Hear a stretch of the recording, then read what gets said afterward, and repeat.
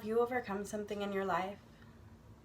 Have you been through hell and back, but you lived to tell the story? Maybe you were fighting depression.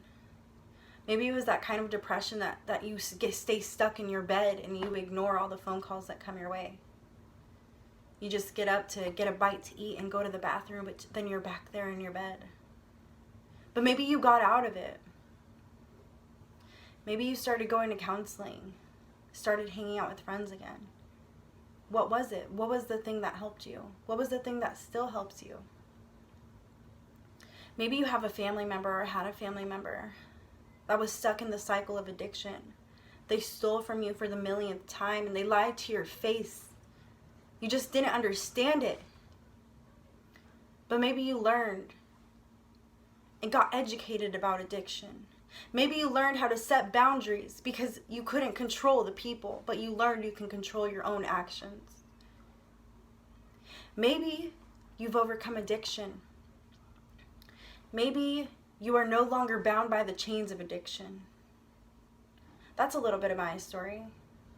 By the age of 17, I was addicted to meth. 2 years passed and I had 2 children.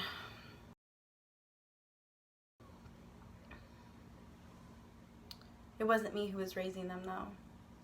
It was my parents. I was bound by the chains of addiction.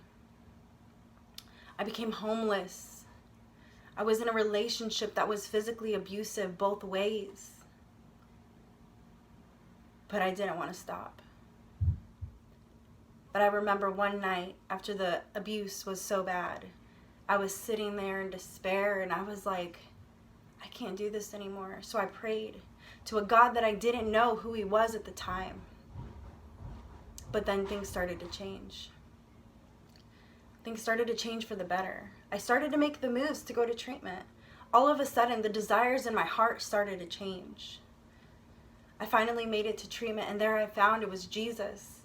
He was the one who had set me free. And I was finally willing to admit that I needed his help, that I couldn't do it alone, that I couldn't do it anymore on my own strength. And ever since that day, almost 3 years ago, things have never been the same. I get to be a mom to my kids.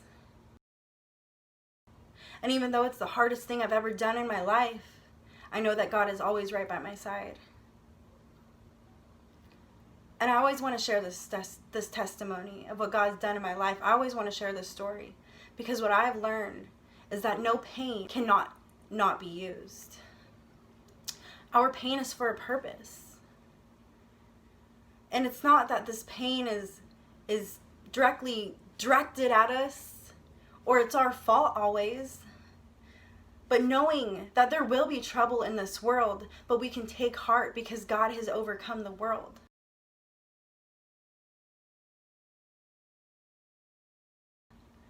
And to know that we can be used. Our stories can be used for good. Our story can be used to help somebody.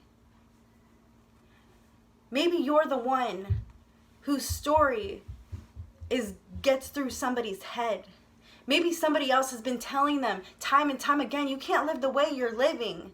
But then they hear your story and they begin to think. Maybe they relate with you on a certain ground and they're like, they did it so I can do it. So I want to encourage you guys, share your story, share that thing that you have gotten free from. Because by the word of our testimony and by the blood of the Lamb, we are overcomers.